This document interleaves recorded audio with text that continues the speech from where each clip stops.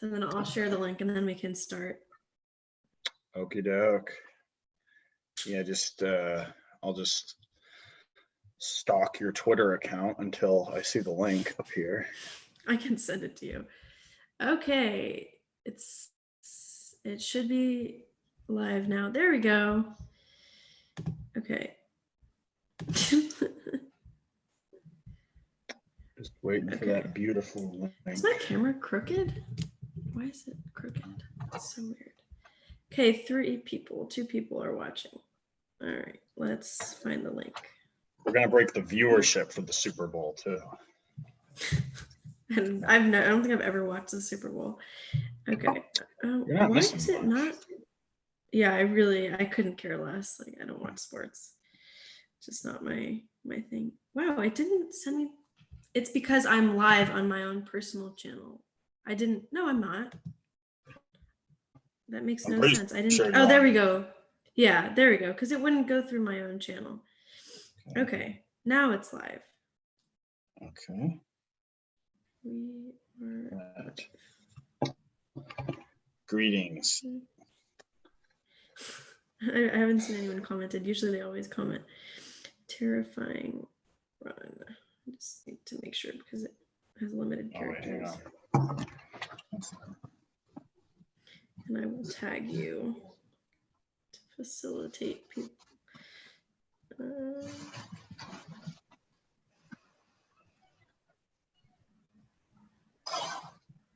Hey, Christy is on. Look at that. Who's on? Christy. Hello, Christy. Hello, Randy. All right, here we go. All right. Now that I sent you the. Yep, I just sent it out, and I am now ready for prime time. So. Okay. All right. So we're gonna start. So I have Dack on again. I don't know if you guys watched the first time, but that was more so an interview for you guys to get to know Dack if you aren't familiar with him already and the work that he does. Guy you should get to know. Just to review though, he's been doing really good work with Assange. He goes around to different candidates' events and he asks them about Assange and then he records it, puts it up on his channel. I have all the links to his Twitter, his YouTube, his written work, and then how you can support him as well in the description. So today we were going to talk about the fact that the media has been ignoring the OPCW report leak and also Bloomberg's terrifying run, and then whatever else we find worthy of discussion as well. Yes. So.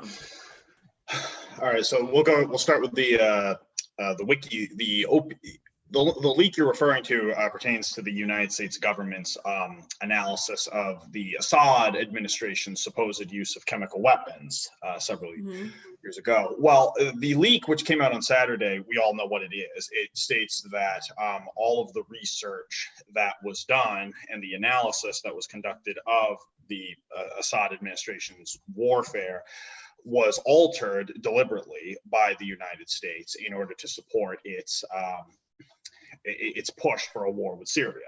We all understand that, but what's more disturbing, what we were going to talk about today, was how the media has now been completely silent on this point. There has been no coverage of this leak at all in the last, I think it came out 6 days ago, and we still have not heard a thing from any of the major networks. I think it was it 4 days ago, or was it actually 6 days ago? November? I thought it was Saturday night. No, it was 6 days ago. No, yeah, right. And what I found when I looked it up just to get a glimpse of the media coverage, only CBS covered it, and of course when they covered it, it was complaining that Russia and its allies have seized on the email, and they're basically making it seem like it's like conspiratorial, and that it's the Russians that are taking advantage of this. And well, that's now twice in a row that the crafters of the official narrative in the United States have tried to dismiss these revelations, which are absolutely shocking, as the meaning, basically, we can't trust the information because it may have come from the Russian government, which is not true in this case. We know for a fact This was the lead scientist involved in the analysis of that supposedly chemical material, writing a letter directly to the United States. And this predates any of the Russia gating, the date of the letter at least. And yet here we are, the media is able to just dismiss it as fake news or as something that's not even worthy of mentioning. Yeah, and what they say here is like they complain about how Russia and Syria have always been alleging that the incident was staged after it took place, and how they, how they've been rejecting that. And so it's just this total ignorance. They'll never admit that they were wrong because that's not their goal. They're not actually a media outlet or anything. They're just there to push whatever the state narrative is, even though they're not like RT, where it's directly funded by the Russian government. We have our own media that by proxy is our state media, just because it's funded by the same organizations that fund the government and influence our policies. But yeah, this is probably just, it's just the worst, because again, WikiLeaks has a 100% accuracy rating. They never had to retract any kind of information. And then of course these media outlets that are mainstream, the ones that they consider themselves to be actual journalists, since they don't consider Assange to be a journalist, they never will do that. And if they do, it's very silent, and it's very, okay, this kind of happened, like with all of the Russiagate stories and everything. That's how the majority of them were introduced to the public, and then they would kind of have a slight backtracking. But again, the damage has been already done. So. But what's especially disturbing to me about this case is that the media's complete lack of attention to it. I mean, I understand the fish rot leak that came out a couple of weeks before, maybe only 1 week before, actually. WikiLeaks has been active as of late.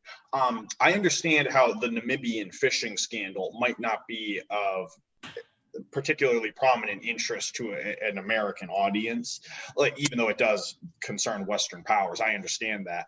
But in the case of the United States government being caught altering documents in order to justify war with unimaginable consequences, the fact that the media is completely content to just ignore the story completely, that to me is the most ominous part of this. Because what if the media had decided to totally ignore the leaks pertaining to the DNC 3 years ago? I mean, the media already has been working overtime to convince everyone that we shouldn't pay too much attention to the leaks because they supposedly came from the Russians, but at least they covered the story. Now we're at this point where the media will literally just turn a blind eye to this stuff and completely slam the shutters in front of our faces, and that is not a good indication for where we're heading in the future of corporate media. Yeah, but it also gives hope in terms of obviously the work that WikiLeaks is doing, but then also the work of independent media. But I was actually thinking about this the other day. I don't recall any independent media news outlets that I used to watch covering this. That might just be my impression, but it's already been 6 days and they still haven't really gotten to it. I don't really know why that is. Which ones are you talking about? I don't think Kyle Kalinske covered it from Secular Talk. I would have imagined him to have covered it, and yeah. I don't know. Maybe that's just my impression because I haven't been paying attention to them as much. But I'm not sure what their I don't know what their intentions were behind also being silent. Like just like the regular media, they're supposed to be anti-corporate media, but then sometimes they kind of. Their silence will speak volumes in that way. Yeah, that's one of that's one of, I think one of the challenges with this case is that although it does not reveal, the problem with the leaks is that they don't state explicitly that that there were no chemical weapons used by the Assad administration. I mean, at this point, you would have to be an incurably suspicious and paranoid person to think that Assad actually did use chemical weapons, which is not even practical warfare anyway. But because the emails do not explicitly state that it was a lie, because you can't prove a negative, that poses a challenge for journalists who are trying to write above a third grade level.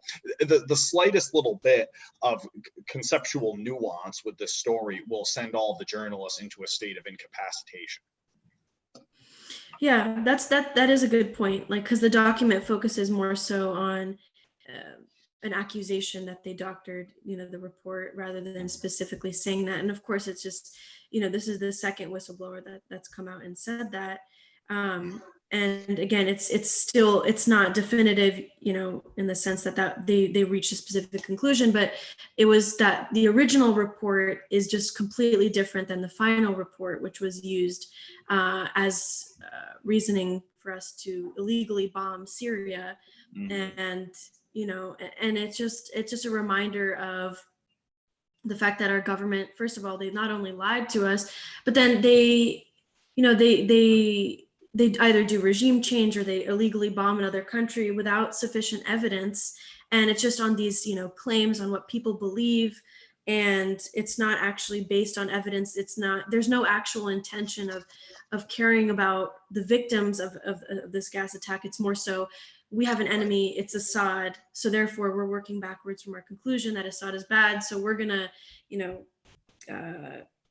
doctor this report so that it's just, confirmation bias.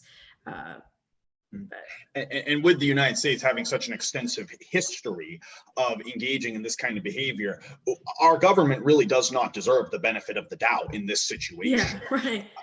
With its lengthy history of fabricating evidence in order to achieve its ends, I don't know why they deserve any kind of patience on our part, especially because, the elephant in the room is, why would they need to alter the documents if they were satisfied with the evidence that was presented? I mean, what on earth would have been there was no justification for editing those documents in the first place. I mean, I could understand if it was a media outlet that had paraphrased and perhaps missed the content or the context in which the evidence was presented, but the letter itself should have been presented before the governing bodies without alteration or editing. That all takes place later. You read the report in full. So the fact that they are able to just go in and basically deface it, that again raises questions about what we can expect moving forward, because they're not even trying to be diligent when they're crafting this propaganda anymore. They're really getting so sloppy because they can see the media is not doing its job in educating the public. I mean, it's just such it's too casual for the government's own good. Mm-hmm. Yeah, and I just, to me, I just find it funny that people still stigmatize, RT for being funded by the Russian government. And then when it comes to something like this, when the media is supposed to hold the government accountable, there's just silence. And then even in the case of CBS with the article that they had published, they still suggest that it's Russian propaganda to some extent, that this report, which is completely factual, this is literally an internal OPCW email from that they were able to get their hands on, and the email is right there. There's no propaganda. This is just the email itself, and it's 100% factual. And the fact that they won't even present that to the public tells you that they, first of all, are also afraid of what WikiLeaks does, which is what they're supposed to be doing. Right. And second of all, they want to remain silent because they are lapdogs to the government, as much as they want to suggest that they're holding the government accountable, holding the Trump administration accountable.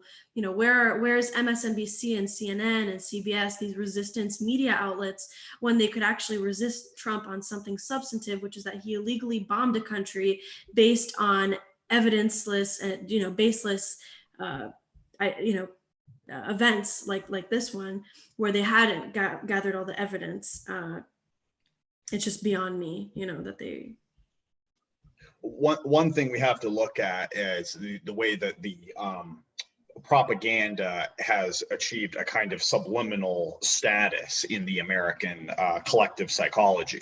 Because you were mentioning that RT is funded by the Russian government, and if you go on YouTube and you watch any program produced by RT, there's the disclaimer stating that Now, to be fair, they do list that for other state-funded entities as well, including occasionally American companies, but or media outlets. But the problem is that the word American government or British government or Qatari government has not become a scandalous, salacious obscenity in the way that Russian government has. So when you see that RT is funded in whole or in part by the Russian government, you're immediately going to have a kind of trigger where you think that even if you don't have a problem with the Russian government, you are aware that there is a sort of fearful connotation to that term.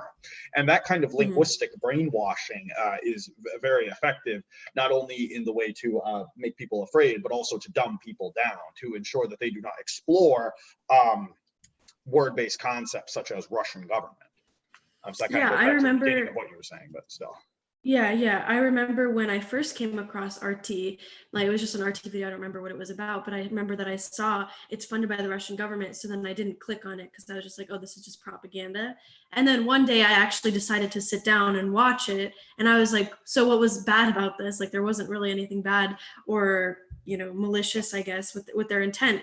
Seems like they're doing better news than, seems like they're doing news because at the time I was just watching like secular talk or something. So I was just like, well, they're saying a lot of the similar things. I don't see anything that has a specifically pro-Russian bias here. So, some people remain skeptical and they won't watch anything like that. But again, you never see, I've never clicked on an MSNBC video and then it says, sponsored by Boeing, even though they do have the advertisements for Boeing sometimes when you go and click on it, but it doesn't disclose it when you go watch it on YouTube or something. So. I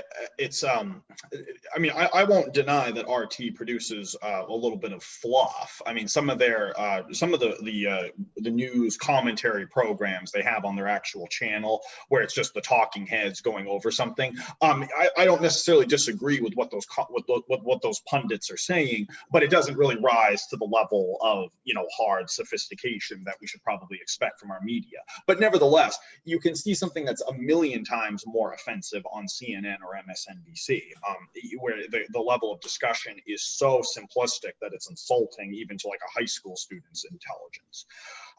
But one of the things you were mentioning before that I wanted to go back to is the media's silence on this point of the evidence proof that the United States government, at the very least, is altering evidence that is presented to it by supposedly outside agencies. You probably don't remember all of the media hoopla surrounding the failure to identify WMDs in Iraq.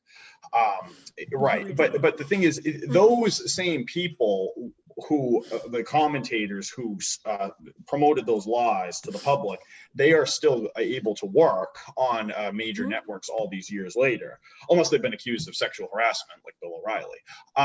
Yet the people who are lying to us about Syria, they don't even have to acknowledge that there were these errors that were made along the way. And that's, again, the faux professionalism of the past has been abandoned even. We're becoming so sloppy not only in our approach to propaganda, but also in our tolerance of it. We don't even realize it's happening anymore. And when we become a condition to something like that, again, sorry to keep sounding like a broken record, it does not bode well for the future of the American public. No, it does not. Yeah, I mean, if this is the point that we're getting to, we're going to have a lot more wars that we're lied into, and then they don't even need to say it was a mistake. Like, will they ever say that the war, in Syria is a mistake? They can't even acknowledge, even to this day, that we funded the moderate, terrorists in Syria. Still, to this day, that's still a conspiracy theory. But of course, this kind of, they just label everything that they don't want to hear a conspiracy theory. And then when it actually comes to the Russiagate conspiracy theory, that's just totally factual. And that, and if you doubt that, then you are a conspiracy theorist for not believing in that conspiracy theory. It's just like this ridiculous cycle. I find that siding with the conspiracy theorists, so-called, it usually lands you in a better place eventually than siding with the official narrative. I mean, even if the conspiracy theorist makes some mistakes here and there, it's not as if the government has ever said anything that was untrue, is it?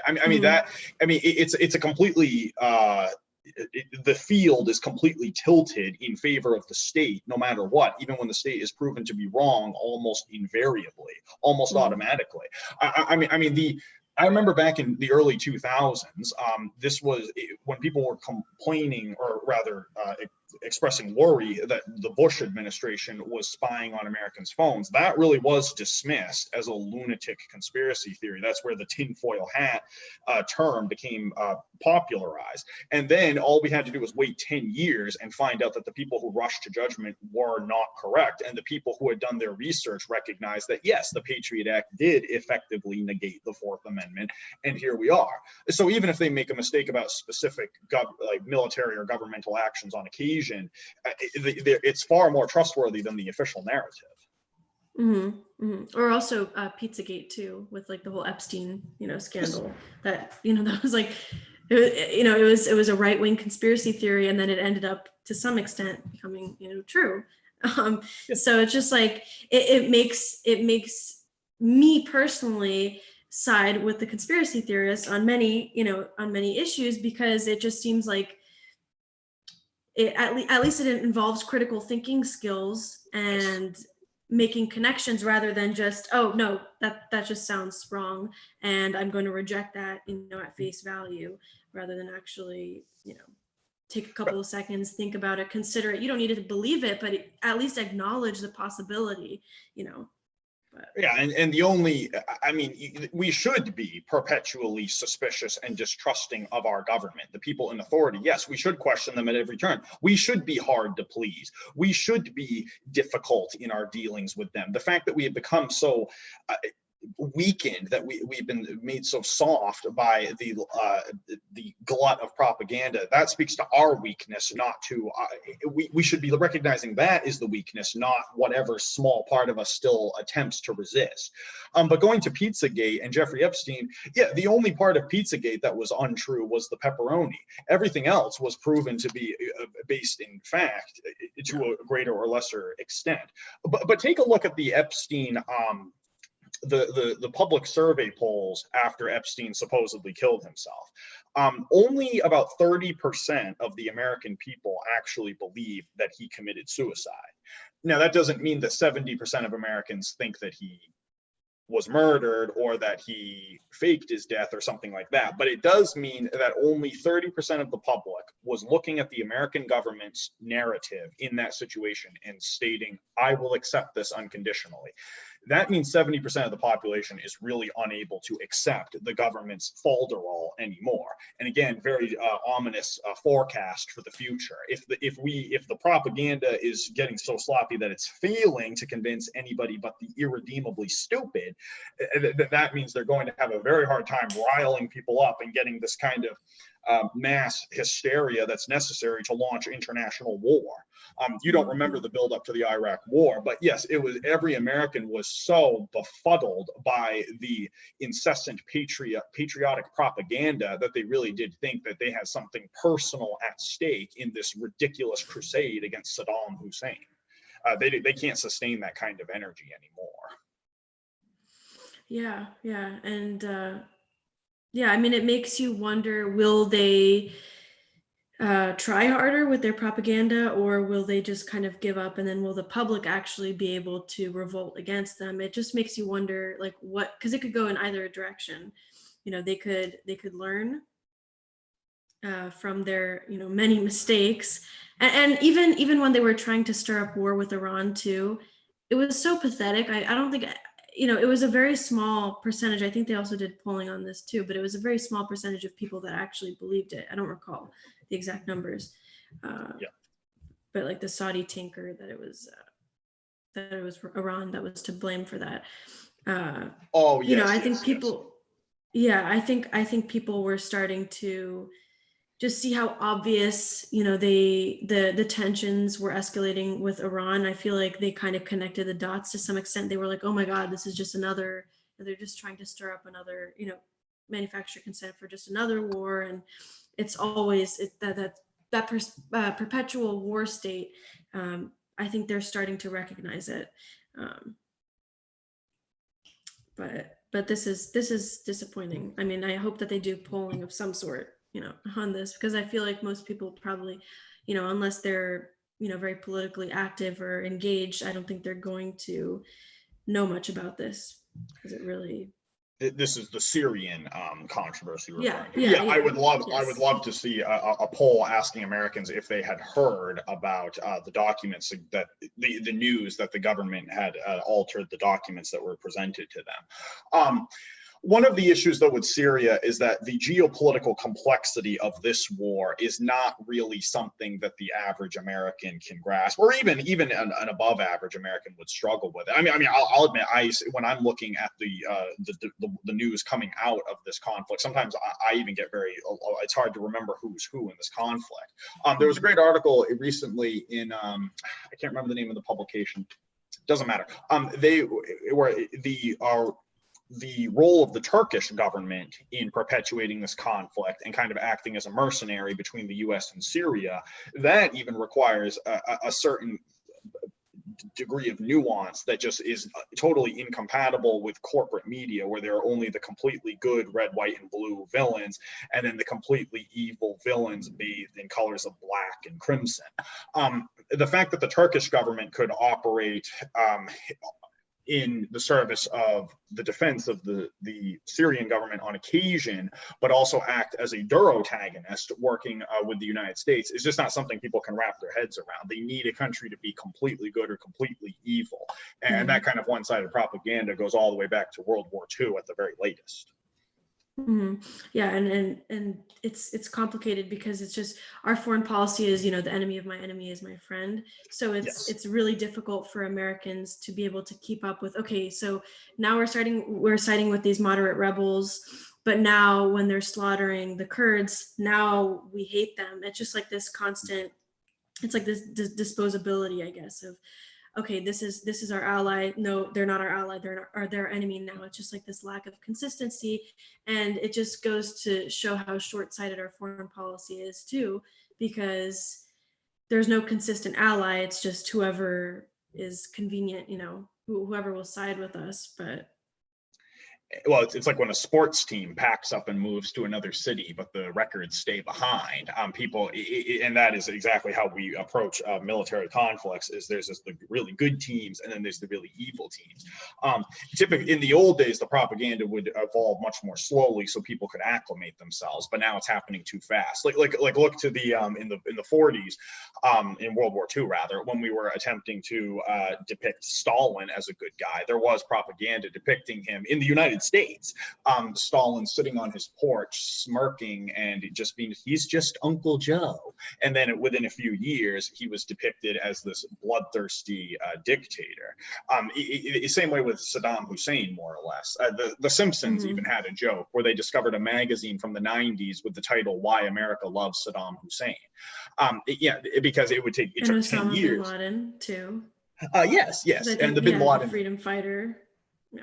It's the role of these other countries in terms of United States foreign policy will shift over time, but because the media is so fast now that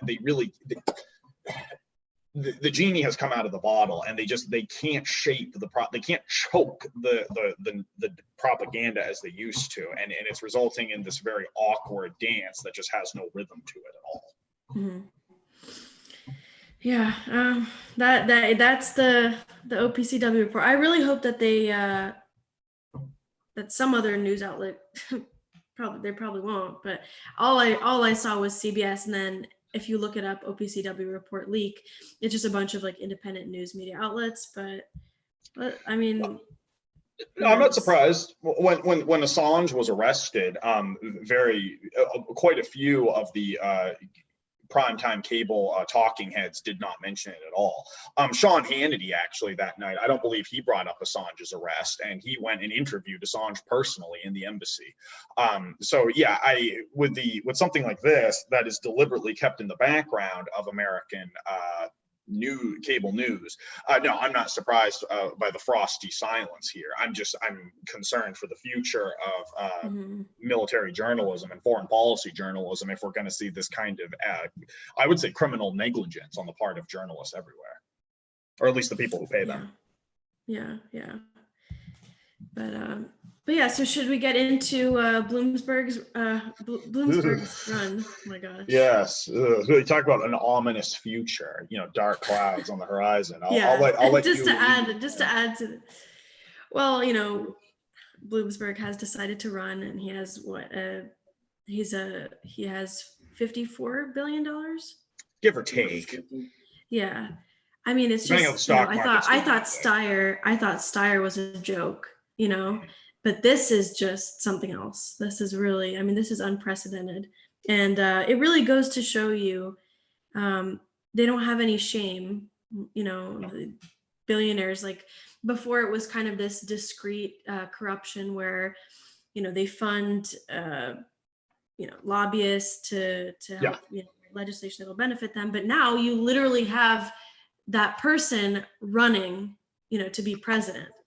It's not even, it's just this obvious control that they have.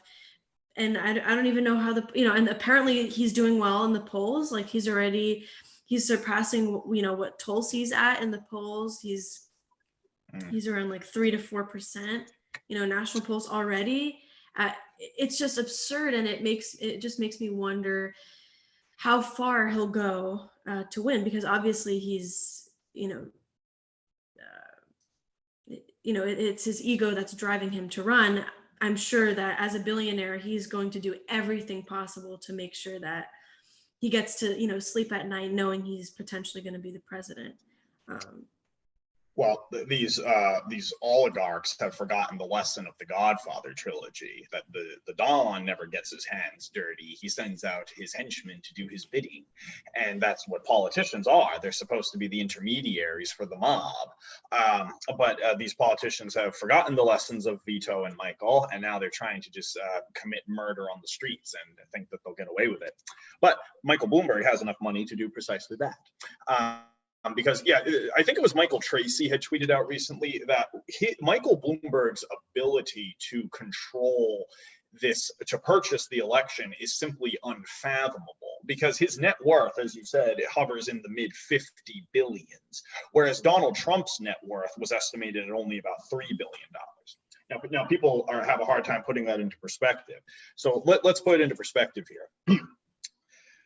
I don't have the numbers available for 2016, but back in 2012, the Democratic National Committee supposedly spent about 600 to maybe 800 million on President Obama's re-election campaign. But if you took all of the contributions that came in under the table, all of the shady stuff that was not supposed to be reported, you're probably looking at a total expenditure close to $3 billion. So I have no idea what they spent on Hillary Clinton's failed. I thought it was 1 billion, but it might have been like the baseline was 1 billion.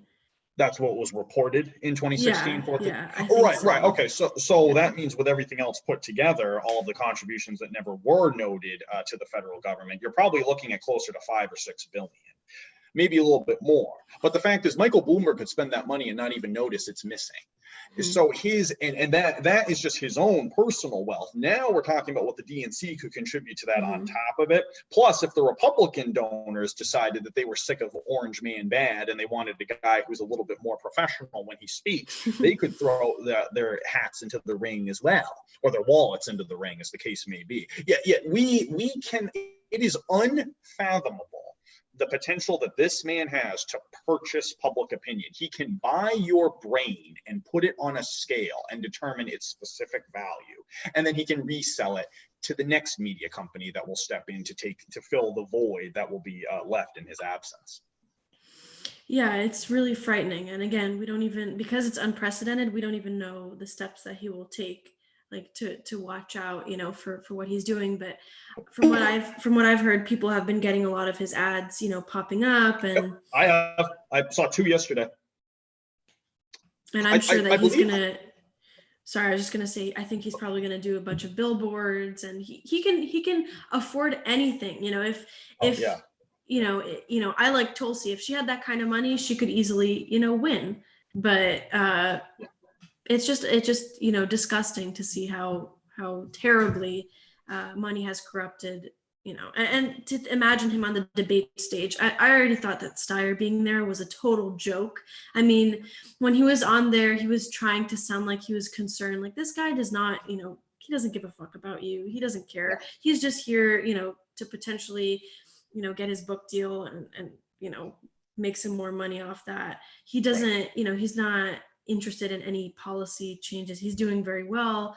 Nothing matters to these people. But then now you have someone who is literally worth 54 or whatever it may be billion. I mean, what is this guy going to say on the debate stage? Who is he going to inspire? I just don't, I don't know.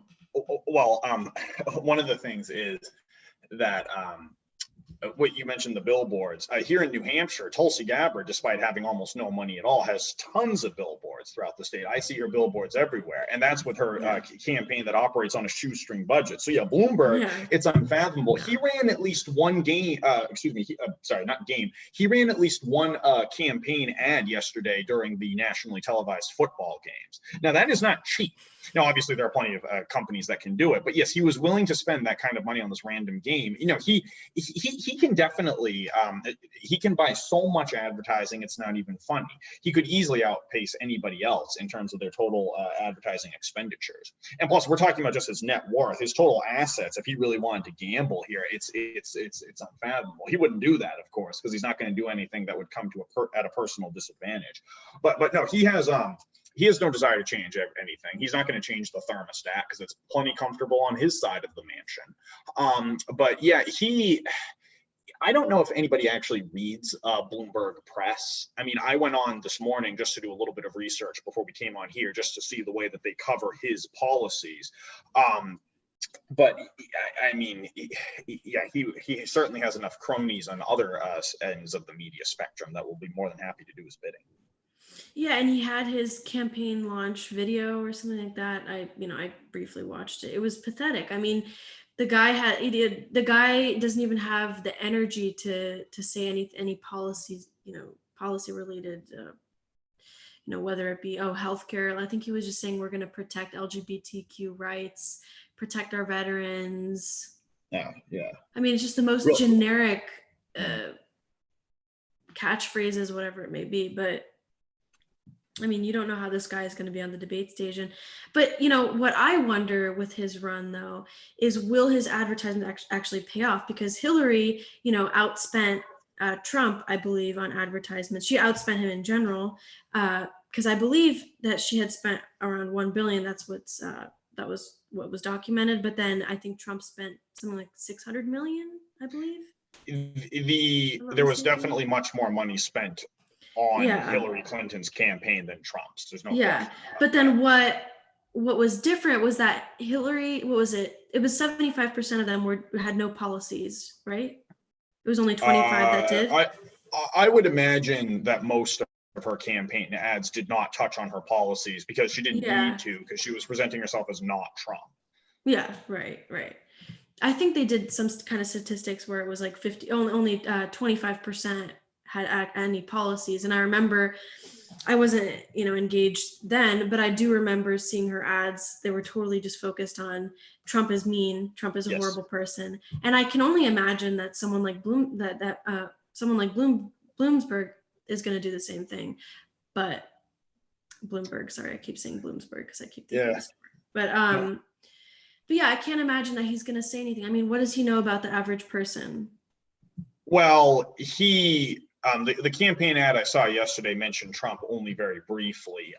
He would try to present himself as a man of progressive principles who was the mayor of a city that is the most diverse in the entire country, if not the most diverse in the entire world, and that he understands what working class people need, which is absolutely correct, because he was screwing over the middle and working classes to the best of his ability the entire time that he was mayor of that city. I went on Bloomberg. It's Bloomberg.com. It's not his campaign website. It's his media outlet. Yeah, I saw that pop up. Yeah, I'm not sure how much longer he's going to be able to maintain control of that without it being an official conflict of interest. But we're talking about them getting so sloppy that it doesn't matter. I mean, who knows? No. He is going to. while he was mayor of New York, he's never going to talk about this, but he was overseeing this process of gentrification, which I know that everybody has heard that word a million times, but it is true. He saw the construction of buildings in the city of New York that would force out lower income people and get them out of there, because he said himself in 2003 that he wanted New York City to be seen as a luxury item. He wanted people to view it that way, as like an expensive commodity that is meant only for the few. So presumably he would have the same view for the United States of America. But I mean, the consequences for New York were very, very serious. New York City now has a massive homeless problem. I believe the latest statistics said 60,000 homeless people in New York City. And yes, a lot of that is caused directly by his process of gentrification. And I'll let you get in on this, because I just realized that this whole time it has said that I am Sophia on my little name tag here. Oh, how do I change that? I don't know. That's odd, but whatever. I mean, I can do a pretty good impersonation of you, I feel. You know, I just don't want anybody to get confused. Oh, let me change it to gallery view. Well, it's also saying Niko House for you. So. Oh, I think I don't. Well, you know, I'm not too worried about rename. I can rename it. Look at that. No, I'm not too worried about it. I mean, yeah. You're good. No, it's important. I realized that someone said that when I was going live, it said Niko. So how do I rename? Oh, there we go. All right. There we go. Now it looks better. I wish I could fix it from the beginning. Now, what were we saying about media outlets being sloppy and not paying attention to the details? We need to, keep attacking them for that. So I am sorry. We made a mistake today. Mea culpa. Yes, we did. Yeah, but we actually will admit that we made the mistake. Well, you're living in the shadow of Michael Bloomberg. His successor, Bill de Blasio, is even more aggressive than he is in trying to wrap his hands around the throats of the homeless people. And he was running too until recently. So what do you have to say about the brilliant legacy of Bloomberg? I mean, I've only lived here since June, so it's been okay. Never mind. Yeah, it's been pretty brief, but the homeless crisis is, I see it, I see it with my own eyes. It's just absurd. There's no, people always have their signs explaining the reason why they're homeless, and it's just like anything can happen to these people, and they're just, they end up without a home, and what's New York doing about it? The state government, nothing. They're actually, sorry, they are doing something about it. They're having police go around the city, and they force them to get up if they're sleeping. They don't let them, sit down or lay down or anything. That's what they've been doing. So that was actually wrong of me to suggest that they aren't doing anything. It's just that they're not doing anything positive. And then also on the subways, they have police officers making sure that no one is skipping their fare. They have to pay it, and if they do, I think the fine is $200. And then they also make sure that no one is sleeping on the subways, because God forbid someone's tired and they don't have a home and they'd like to, sleep for like 30 minutes. They can't do that either. Somehow it's legal. It's legal for you though to sleep on the subway between places. Nobody's going to bother you about that. Yeah, right. Yeah. So I mean, that's the legacy, and apparently de Blasio is progressive, and I think he's even he's having them install cameras on the subway station so that police officers don't necessarily need to be there to catch people who are trying to get by without paying their fare.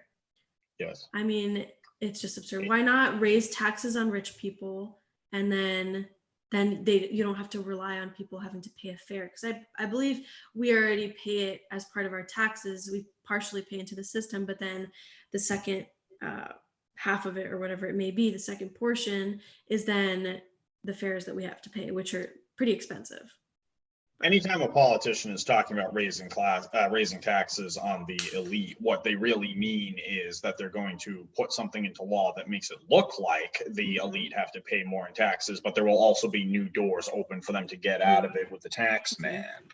Now, I took actually some screenshots of this article on Bloomberg Media about gentrification. There's an article that appeared, I think it was back in 2017, that was just covering gentrification for no apparent reason. It's almost more like an encyclopedic entry than it is a news article. But here at Bloomberg.com, gentrification is defended as something that is successful in the United States. Here's part of a paragraph. Gentrification, the migration of affluent professionals into poorer city cores, has long been blamed for displacement and exploding house prices. Although its effects can be felt in Mexico City and Mumbai, the former ghettos and sex districts in London and New York hog the attention. An often heated global debate about gentrification focuses on race and class warfare, but there's an argument that the good outweighs the bad. Could it be that the only thing worse than being gentrified is not being gentrified? End paragraph. What do you have to say about that? I mean, of course he's going to say that it's not that bad, or it's like a necessary evil, because... Well, it's not Bloomberg, it's the staff, well, right, of Bloomberg Media, but obviously it's... But I'm sure that he has some kind of influence. Yes, I'm sure that, of course. You know, but wow, that's something else. That really is something. I mean, it's just a complete lack of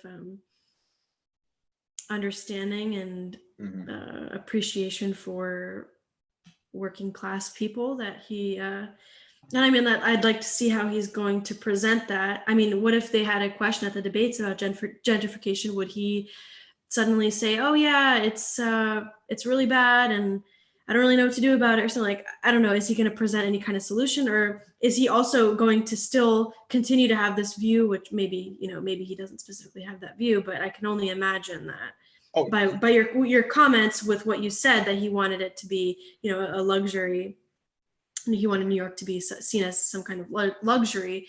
I can only imagine that his views haven't changed, or he's going to pretend like his views have changed, or that he never had any bad views about it, that he was always, you know, pro regular people.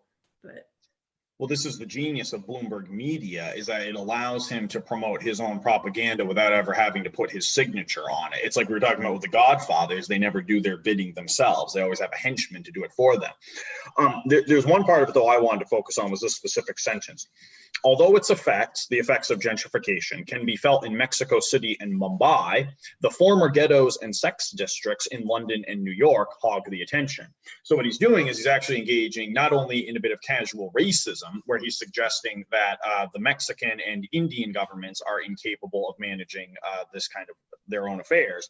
He's also pointing out that the places that were gentrified in London and New York were formerly ghettos and sex districts, whatever that means, because last time I checked, people have sex everywhere. So I don't know what that was all about. But the point is, he's putting a very deliberate slant on this material, where he's saying that if it worked, gentrification can go bad on occasion, but here in the United States and in the UK and in the wonderful white world of the West, gentrification has a flawless track record. Now, although the article does go on to observe some specific failings of gentrification, only a fool would read this article and think that the author did not have an overall positive perspective of the process. Yeah. Yeah. Did you see anything else that he wrote about? Or that, sorry, his staff, whatever it may be. Yeah, Bloomberg Media. Well, the thing is, the rest of the article is actually fascinating. There are these bizarre charts that are, it's like a graph chart. Or a bar graph, excuse me. My fifth grade teacher is yelling at me. That makes it look as if the gentrification process has reduced poverty in the cities, but what it's actually doing is showing, it's the way that the bars are presented. They're not ascending. One picks up where the other one left off, trying to make it look like it's a matter of progress. Where yes, we did have these issues with gentrification in the beginning, and we're not perfect, obviously, but we're going to get there eventually. Just the way that he can slant this is just absolutely baffling. But no, I didn't happen to look at any of his other work. I was Yeah, inspired. I'm curious to see what else he writes about. I can only Well, imagine that the bias. Well, again, it's not him, but I'm sure that he has some kind of influence. It's just like how Jeff Bezos owns the Washington Post. correct. Did you Kind of hear? Did you influence. hear about the rule that he laid down for his staff regarding the upcoming election? I did not. This was something that was discussed on RT earlier today or not today, Oh. but recently. I saw it earlier today by one of their commentators. I can't remember his name. Forgive me. I think it's Ben Swain. But anyway. Oh yeah, Ben Swan. Yes, yeah, okay. Yeah, he went on and he was talking about how Bloomberg Media, I don't know if it's called Bloomberg Media or Bloomberg Press, Bloomberg.com, whatever. They're not going to cover any of the Democratic candidates, including Michael Bloomberg. So apparently, if Bernie Sanders has another heart attack, that story would not be covered by Bloomberg's media outlet. Now, you could make an argument that that's fair. You could also make an argument that it's inherently unfair. But here's one thing that is definitely unfair. Bloomberg Media will continue to cover Donald Trump. That makes sense. And go ahead. No, I was just gonna say, and I'm assuming people would think that that's okay because that's who he's technically supposed to be running against.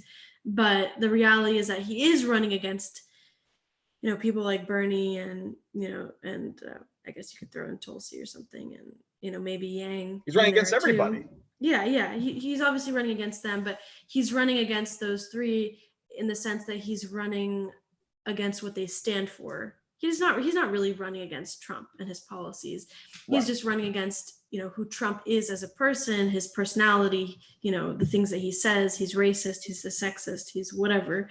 But that's I'm assuming that he's going to just focus on that, and this is just Hillary Clinton 2.0, except it's even worse because her wealth could never, it doesn't amass to the level of Bloomberg. Right. So no, although I would assume that Hillary Clinton's policies were worse, because I don't know what could possibly be worse than Hillary Clinton's policies. With Hillary, it was that she was horrible on foreign policy, but it's because she knew it so well. She knew exactly what she was doing. With someone like Bloomberg, you probably ask him about foreign policy, he isn't going to be able to respond. And maybe he does have neocon leaning views, but he doesn't know how to explain them like Hillary might. I would assume he knows how to spin the topics after running this little media company of his. I mean, it's not good media. Yeah, that's what I was wondering if his outlet. I'm gonna have to look more into that and see what his what they have to say about foreign policy. Because I'm obviously assuming that all his domestic policies are obviously very pro, capitalist class, anti-worker, But I wouldn't expect a radical new approach to foreign policy. I don't think he's going to pick Tulsi Gabbard as his running mate, if that's what you're wondering. No. But no, I would love to ask him about Julian Assange, but I don't believe he's going to be coming to New Hampshire because as far as I know, he missed the deadline to file for the New Hampshire primary. So he really has no reason to come out here until he got the nomination, which he very well may. What people tend to overlook with this, besides his massive power for expenditure, is that he is also not although he was the mayor of New York, his appearance in the media is that of a non-politician. He doesn't strike people as a traditional politician. And in a time where you have Donald Trump, who still maintains that image of the non-politician, it may be appropriate for the Democratic Party to furnish somebody who is, a little bit outside that characterization as well. It might be appealing to people. Yeah, I don't know. I mean, I don't know how accurate these polls are, because to me, it's just mind-boggling. I mean, that people are supporting, Bloomberg. I just don't buy it. I don't think, most people don't even know who someone like Tulsi is. When I go and canvass, I highly doubt that they'll know who he is. But well, they know who he is because he's been in the public eye for so much longer than Tulsi Gabbard, and he was never stepping on the toes of the establishment, so they didn't have to punish him in the press like they do Tulsi. He's been around for quite some time. I mean, I knew who he was for years. It's just that I never thought he was actually seriously going to run for president, especially not this late in the game. But this late entry would suggest to me that he knows what he's been doing, that he's been thinking about it very carefully, and he may have a plan. I mean, he wouldn't just miss the deadline, and right. This isn't something where he was just like, oh my God, I feel like none of the candidates are good enough and none of them are going to really beat Trump in the way that I would. So therefore, I feel like I need to come in and I need to save the world. It's more so, no, this is my time to run. I want to run. I want to win for me, because everything is about me. So I highly doubt that he, missed that deadline, by accident. Well, he also has a problem in New Hampshire where I don't think his style would go over very well in this state. I think that New Hampshireites would be naturally suspicious of a guy like that. Running as the mayor of New York City, or the former mayor, does not go over well with the people of New Hampshire. They have that kind of just certain people in New Hampshire are definitely dumb enough to buy that kind of propaganda to an extent. But for the most part, they would prefer somebody who's not seen as a slimy Washington insider. That's one of the reasons Cory Booker is struggling so badly in this state. It's the reason we were the first state to give Trump a massive primary victory when he crushed the other Republicans, and why we also voted for Bernie Sanders on that same day. And so with Michael Bloomberg, I think he would have to work very hard to try to come across as a trustworthy person to the people in this state. I do think that Michael Bloomberg could win the presidency, but if he were to be the nominee, I wouldn't be shocked if he actually lost to Trump in New Hampshire. I think New Hampshire might come out for Trump in the general election in 2020 if that were the case. So that's why he didn't file here. He doesn't have any reason to campaign for the primary. He knows it'd be a foolish effort, so he's just punting.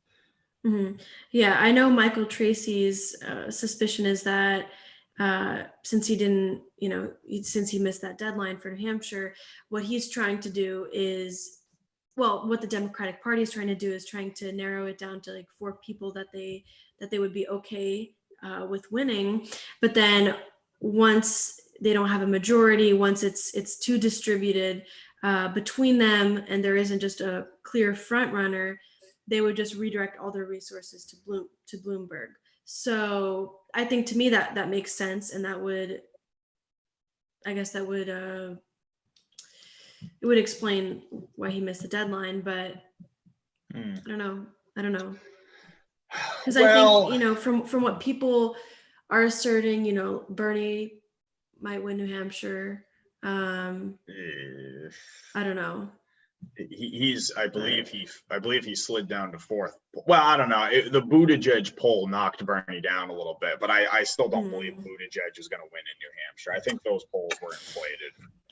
Yeah, I don't think that Buttigieg would win either. I think people in New Hampshire are more like independent minded. So to them, another, like you were saying, another standard politician isn't going to cut it for them. But Pete has positioned himself as this non-politician, this outsider, this person who's critical of regular, politics in DC.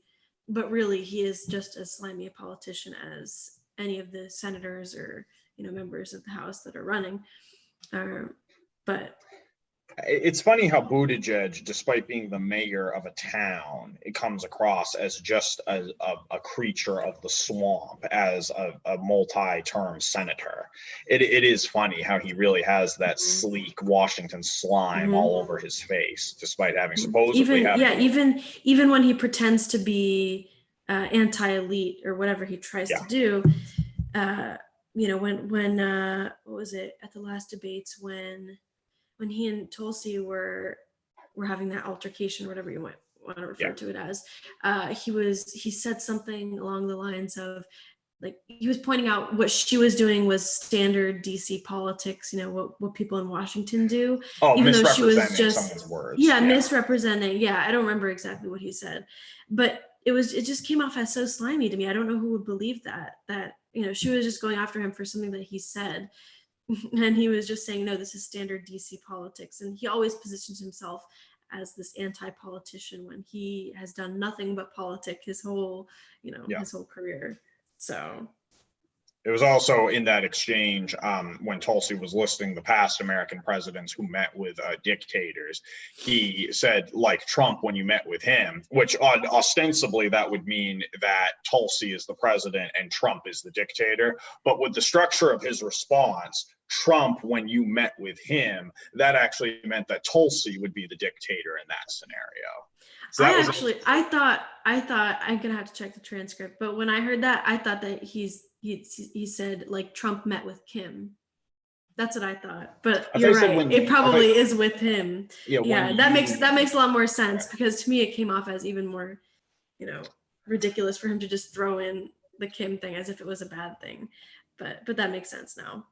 Now, I wanted to make sure we took a punch at Tom Steyer, because the thing is with Steyer that I can't stop reiterating this. I cannot get past this. Tom Steyer used to be a punchline. Tom Steyer, prior to the announcement of his presidential run, was known throughout Washington as just a sleazy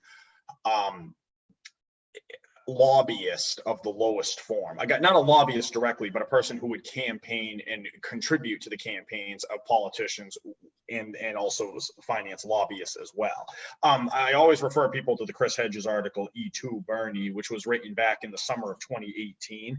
In that article, Tom Steyer's name is mentioned as one of the classically untrustworthy scumbags who will line the pockets of politicians to ensure they do his bidding, and how he contributed to one of Bernie's campaigns or to a campaign of a close Bernie affiliate, or how Bernie had some kind of interaction with him, etc. Now, not only is Tom Steyer now presenting himself as a Washington outsider in 2019, but also at no point has the press mentioned his connection to those other people on stage. How many of their campaigns did he contribute to over the years? At the very least, we know that there's some sort of unsavory connection between him and Bernie Sanders. So that's never brought up. That conflict of interest is deliberately omitted by the supposedly liberal press. Again, you can see how they're so eager to do the bidding of the powers that be. They really will just facilitate this narrative, no matter how dishonest they have to be in the process. Yeah, and they also don't bring up the fact that Donald Trump contributed to Kamala Harris's campaign too. Yeah. I think it was in like 2014 or something. Or was that, no, that might have been Steve Mnuchin when he contributed to her. But regardless, they'll never talk about that, because it's just only this superficial discussion of corruption in Washington. It's never actually the moderators holding those politicians accountable for the people who have contributed to their campaigns, the money that they've accepted. And in the case of Tom Steyer, who he's donated to. Right. Which is interesting, because it reminds me of when Trump had said, when he went on the campaign trail, when he was saying that he knows exactly how corruption works, because he was on the giving side, yes. And then they were on the receiving side. So it gave, which is so funny, because I don't understand how people thought that he was uncorruptible, after he just openly admitted, I've been someone who has been contributing to the corruption that you see in Washington, but yes, I am, this anti-politician, which is absurd, but at least Trump ran on policies, and Steyer can't even do that. Steyer is just there to. Yeah, Trump's campaign was actually more policy focused than people realize. It was reduced to a series of racist ad hominem attacks in the press, but he was actually covering quite a bit. It wasn't like now when you go to a rally and it's just him complaining about other people in Washington or complaining about the press. There used to be a little bit of discussion. Obviously he was completely dishonest in everything he said, but never, at least there was something there. Now with I was wondering if you had seen the news about Kamala Harris's director of state operations submitting her letter of resignation. Was that her Iowa state campaign manager? That's a good question. Because I don't believe she has a New Hampshire one anymore. She's abandoned the right, because she did abandon New Hampshire pretty much. Let me see if I can find it. I had retweeted something that, oh, here we go. Oh, hang on. I'm going to have to plug this in. All right.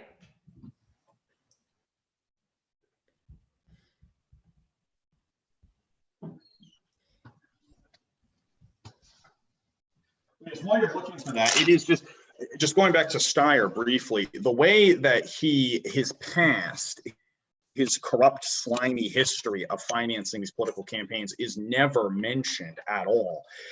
That is an inexcusable offense on the part of the political press, that they're not providing any kind of context for these people.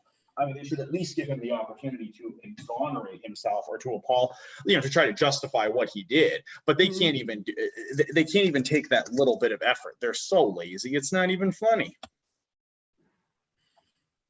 I'm trying to find this. It doesn't specify. Oh, no, we didn't know which state it was, but I would just assume it was Iowa because she seems to be putting all. I think it is Iowa. Because if she loses Iowa, she recognizes that she's toast, and she will lose Iowa. By the way, she's going to get crushed. Yeah. This is from a New York Times article. It says in early November, a few days after Senator Kamala Harris's presidential campaign announced widespread layoffs and intensified focus on Iowa. Oh wait, never mind. I read that wrong. Her senior aides gathered for a staff meeting at their Baltimore headquarters and pelted the campaign manager, Juan Rodriguez, with questions. It might be actually about Iowa, yeah. Well, if she loses Iowa, she can't continue with the campaign because at that point, she's already punted on New Hampshire, so she knows she's going to lose at least one of the first two. But yeah, reality is settling in upon her where she she knows that she's not going to win this thing. And what's funny is actually we had heard that her staff was complaining that she did not aggressively combat Tulsi Gabbard. That's funny because I believe when we were talking about that last time, I had said that the problem was that Kamala Harris did not, or maybe it was somewhere else that we were talking about, but I had said that Kamala Harris, it was her failure to actually address what Tulsi Gabbard said, where she just dodged the question completely. That showed to the political donors, wait a minute, this woman cannot accept criticism. We can't trust her to defend herself against a guy like Trump. Yeah, you were spot on with that. When I saw that kind of reminded me of that because, again, she's just proving to not even be able to respond to legitimate criticisms that someone had of her. I mean, just going through her record, and then she couldn't respond to that. And then I thought it was interesting, though, that they did feel like this interaction with Tulsi was so bad that it was, that she didn't defend herself. Some people, I forget who I was speaking to, but they actually felt like it might have been you, where you said that Kamala actually did a good job. No, it might have been someone else because it wasn't you. Not something I would have. I'm trying to remember because it was actually a good point that they made, which is at the debates when Tulsi and her were going back and forth, Kamala addressed all these points about Tulsi, some of which were exaggerated, but some of them had some kind of basis, I guess, for her to use against Tulsi. And all Tulsi did was just say these are innuendos and smears. She might have said another word. Well, that was at the most recent debate. Yes. I was referring to that. Yes, you were. Yeah, but when they had commented about Kamala's poor defense of herself, her self-defense, with that most recent interaction with Tulsi, that's the one that I felt like was interesting because the last time it was a clear takedown of Kamala, but then this time it was different because Kamala could have won a point or two just by Tulsi not actually addressing each and every single one of those points. I do understand why Tulsi didn't bother to do that, but for the general public, if they have bought into those same smears, exaggerations, she didn't bother to refute them. She just kind of attacked, Kamala for going after her for baseless reasons. Yeah, but it's much too little, far too late. I mean, at this point, Kamala's campaign has gone belly up. And so there's no way to save her at this point. She wouldn't even be an attractive vice presidential nominee. No, that was not a comment about her looks, by the way. I actually thought at the last debate she looked rather cute with that ridiculous Christmas bow she was wearing underneath her blazer. It was kind of cute in a way. But no, she she clearly, there's no interest in presenting her before the public. The public has spoken and they despise what they see, because she's basically, diet Hillary Clinton. Even though I use the same description of Elizabeth Warren. But yeah, she's got a lot of the same, vicious temperamental problems that Clinton has. I think Warren is, in that way, is slightly better. She isn't as clearly, and she isn't as authoritarian as Kamala, I would say. And in many ways, Hillary Clinton was pretty authoritarian as well. But Kamala is just different, just because her background is as a prosecutor, DA.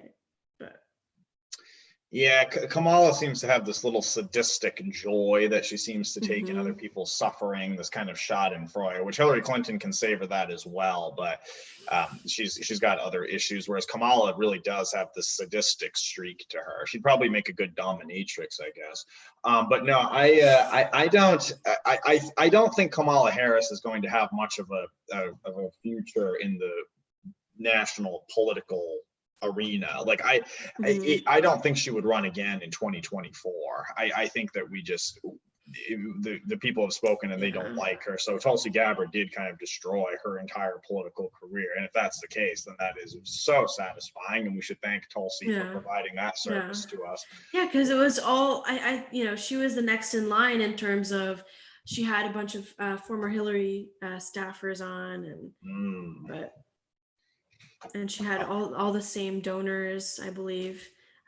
They just redirected their resources to her, but yeah.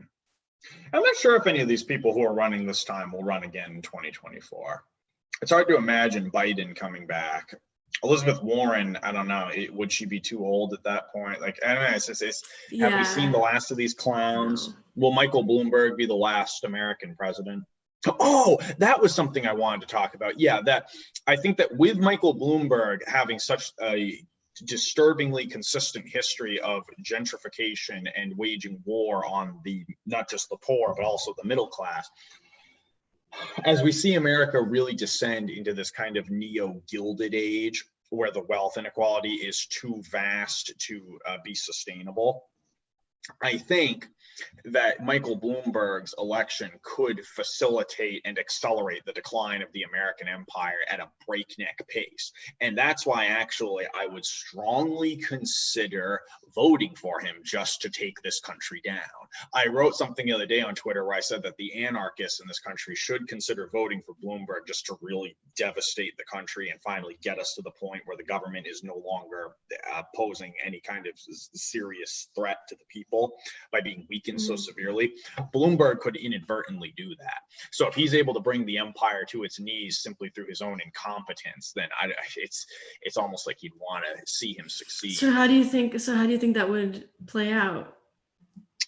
Well, as the president of the United States governing over this nation, he's going to make the country even more amenable to the whims and vagaries of big business. That was what he meant when he said that he wanted New York City to be a luxury item. Right. He wants America to prostitute herself even more shamelessly to the insatiable lust of the corporate bigwigs, to the Mr. Burnses of the world. And so if he really did allow those companies to run amok in a way that even Donald Trump is not advocating for at the present time, we could see the suffering of the middle and lower classes accelerate to such a terrible degree that they're no longer able to support the corporate overlords, even if they wanted to. I mean, that's a part of the issue we're having in this country, is that they want it both ways. They want everyone to spend all this money on these Thanksgiving products and participate in the rituals of Thanksgiving, yet they also want all of their low-wage workers to work on Thanksgiving. So you can't do both. If you're working all day on Thanksgiving at the local 7-Eleven and you can't spend Thanksgiving with your family, then you're not going to be buying a goddamn turkey. So they can't have it both ways. Bloomberg does not see the problem there. He's blind to it in the same way that all of the other oligarchs are. And so he might really bring this country to a point where the machinery just finally breaks down. That's interesting. My only worry would be that then Your only people would worry. then turn. Well, no, I just mean like it could go that way, but it could also go the way where people then they fall for someone who is even worse than Trump in the sense that they're even more openly, I mean, they would think that you overtly would think. racist, and so it might not necessarily lead to a revolution that would be directed by the people, but it would be the people rely on someone else, just like they kind of did with Trump, to reverse all those policies that they've been suffering as as a result from. But I don't know. It could go both ways, but Well, for the last few weeks, I've been reading Soul on Ice, this book by Eldridge Cleaver, a Black Panther, and now deceased. And he was actually writing about how the Black Americans needed to put their feet down and say that they will not participate in the war of genocide in Vietnam, because if they did, it would completely discredit them in the eyes of the world. Well, he also predicted that if the Black man in America did not seize this opportunity for political revolution, then it would pass. And the future would be them relying on the support of Uncle Toms, who are not actually looking out for their best interests.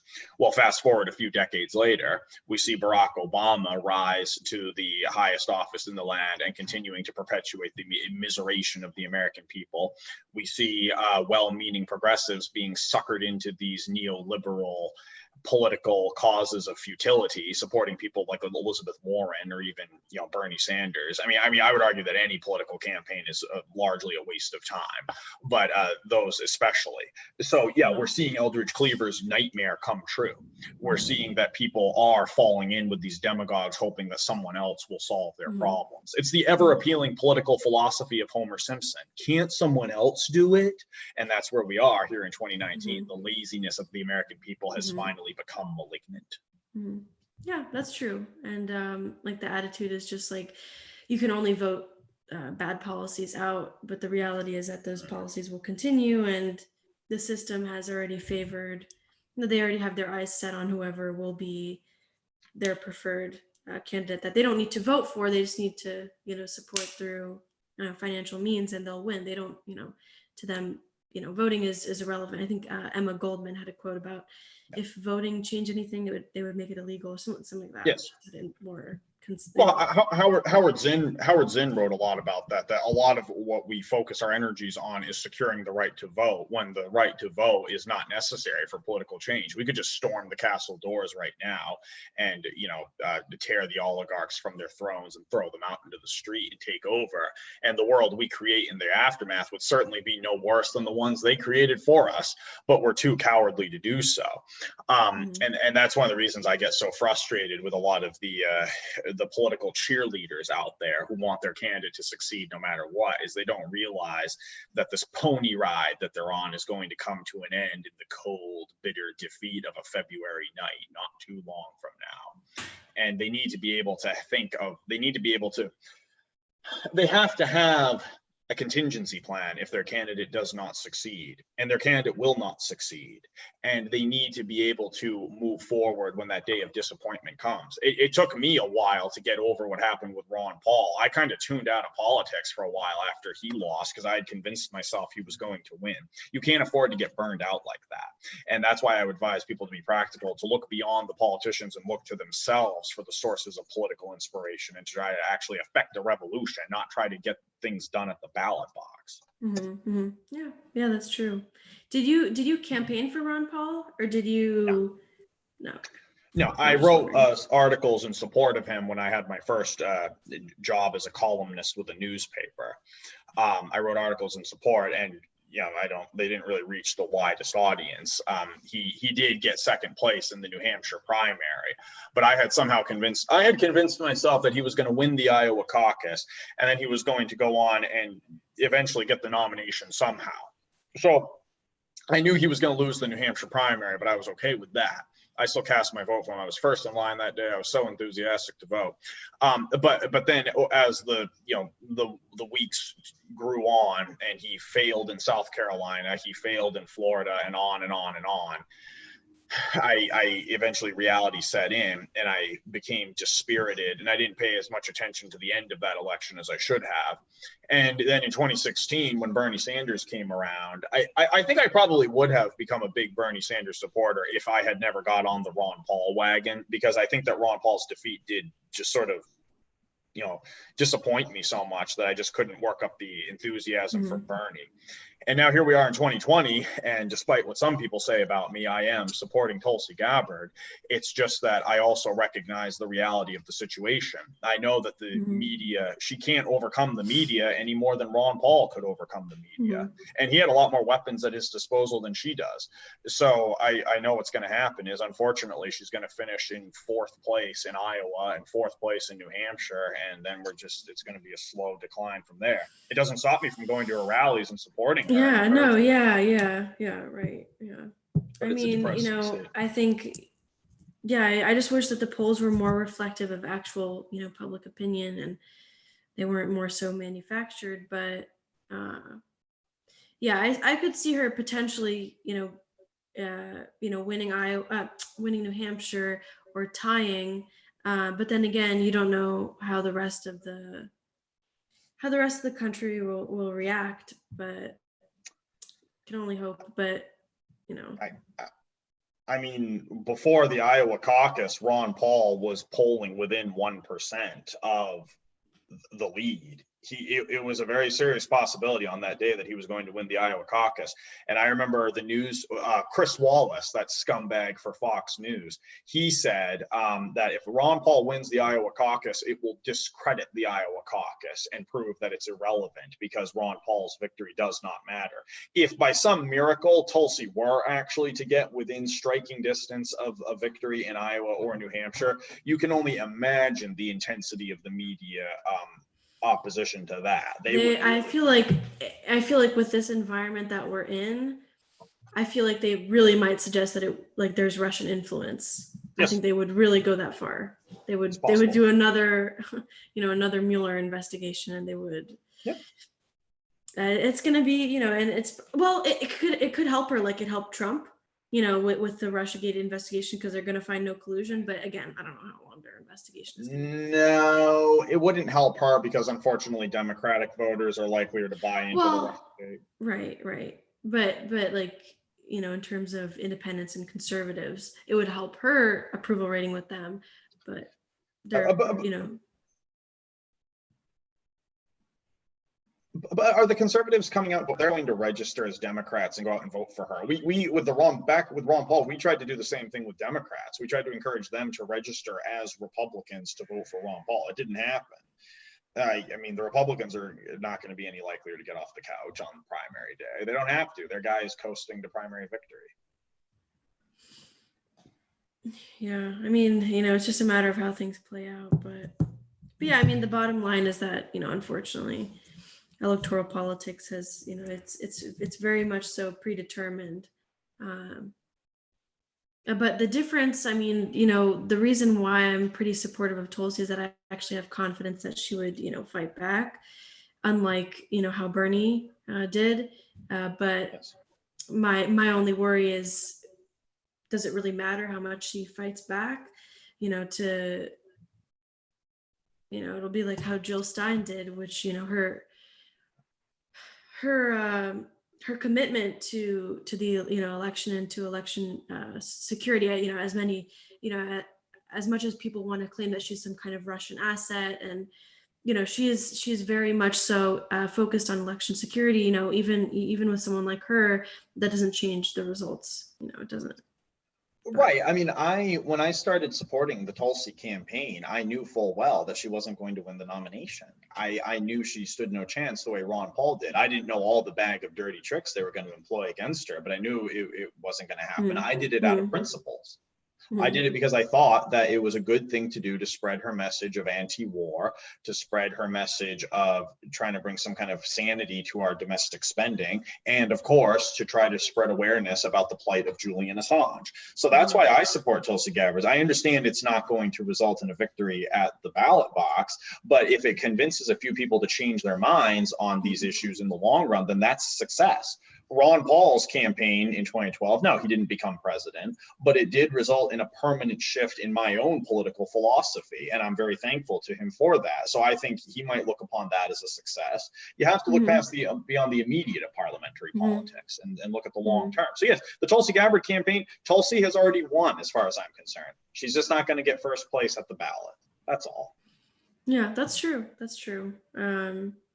I was actually thinking about this yesterday, which is that all her supporters, you can pretty much guarantee they're all anti-intervention, you know, and there are a lot of people who I've seen say, you know, Tulsi, you woke me up to a lot of what was going on, and you know, your stances, your principles, they inspired me, you know, to take these positions and stuff. So to me, there's that hope that at least she's changing the minds of people. You know, not necessarily changing the policies necessarily, because she, you know, might not win the nomination. But what really matters is actually planting that seed in people's, you know, brains. But I mean, you know, it would be disappointing, you know, if she doesn't win. And it is, but this is something I've been able to steel myself for all this time, was because I already went through that heartbreak. Right. Yeah. I remember being so bewildered by her. I thought, why don't people listen to what Ron Paul is saying? It makes so much sense.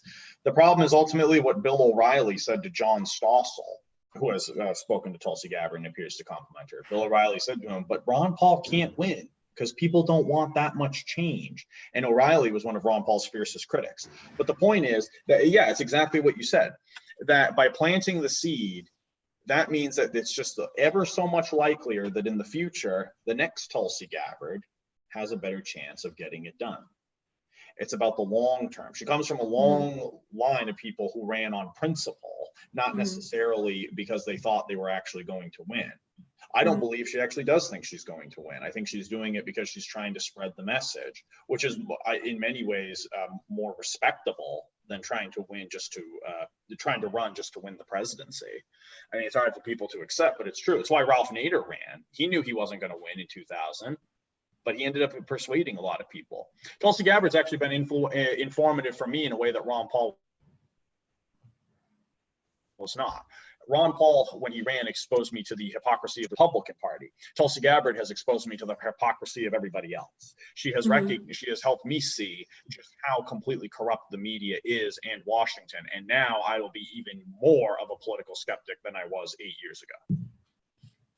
Yeah. I think a lot of people who do support her already, you know, question the corporate media, but I think that because the bias is so strong against her, I think regular people, even like, you know, more democratic leaning people who maybe bought into Russiagate, or, you know, I think it's just really exposing that obsession with being anti-Russian, and everyone who disagrees with you is some kind of agent of Russia. I think that, you know, it does help that there's this media bias against her, because people will feel bad for her, and also it'll make them question the validity of the Russiagate conspiracy theory, which was that we didn't like that Trump won, therefore it must have been the Russians that caused this.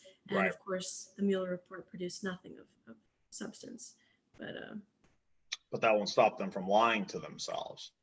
And that's the thing, is that these idiots who focus on Russiagate, these idiots who believe in Kamala Harris's moral integrity, they're going to keep walking into walls for the rest of their lives.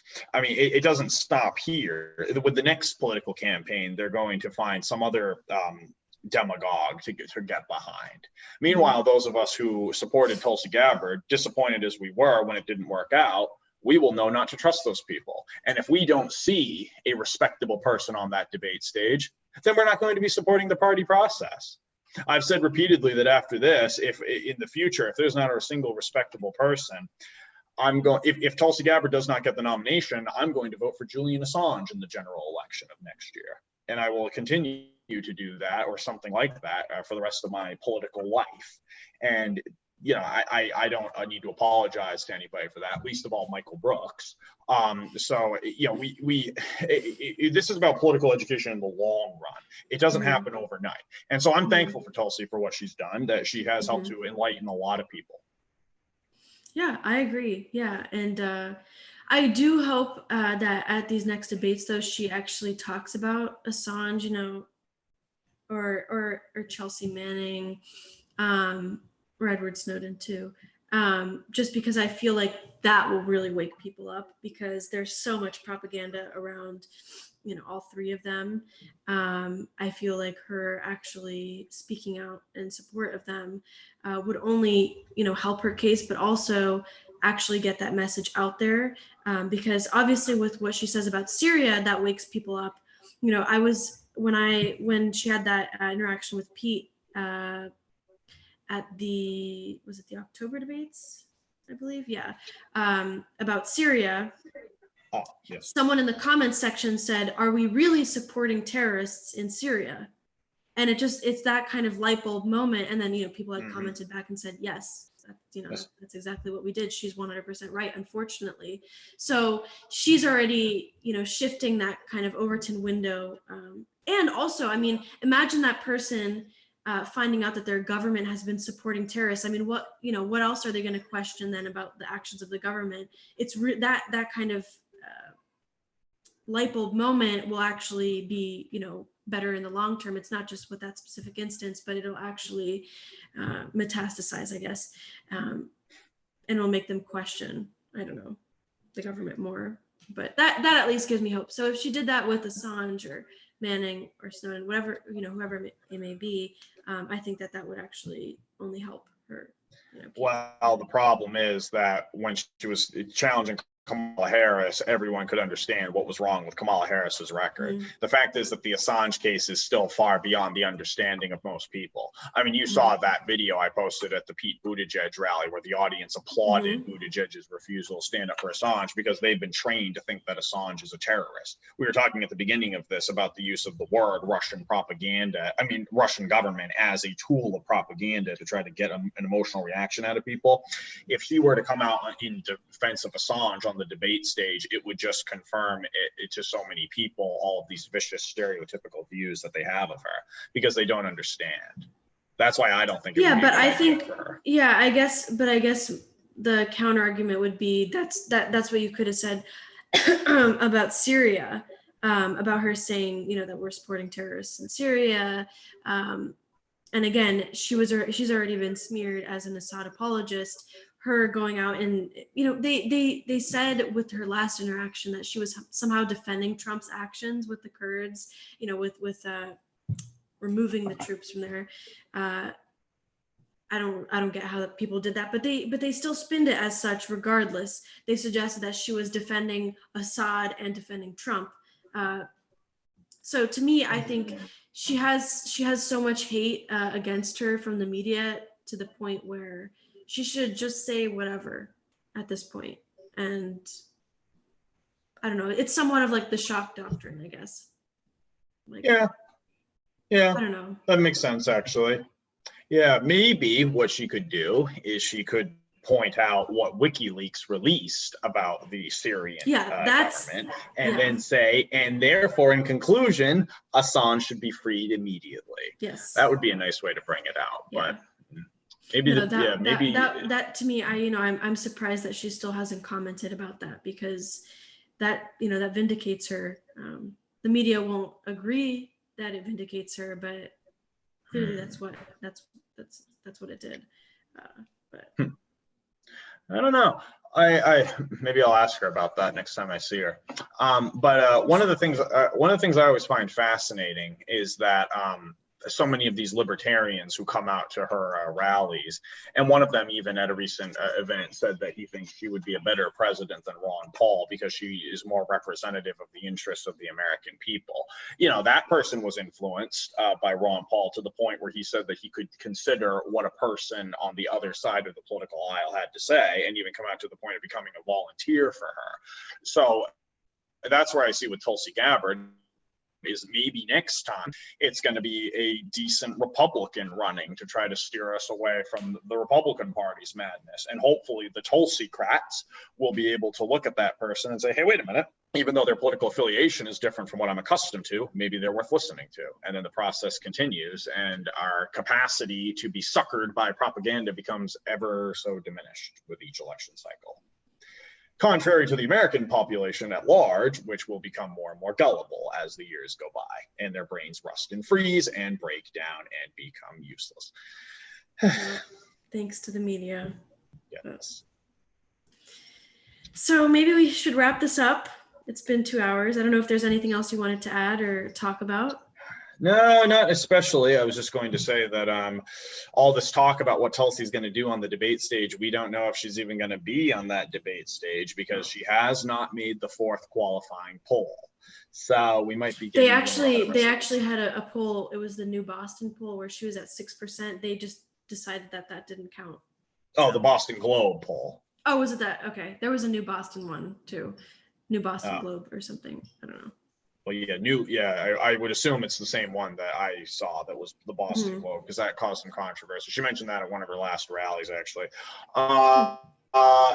Yeah, this is what the DNC does, and that's why we, who actually have had our eyes opened, cannot continue to support that terrorist organization anymore. Sorry. Yeah. All right. Well, thank you for coming on. You are always welcome to come on. You can, we can always discuss whatever. There's always something interesting to talk about. But everyone, make sure that you follow him on Twitter. And again, I have the links to everything.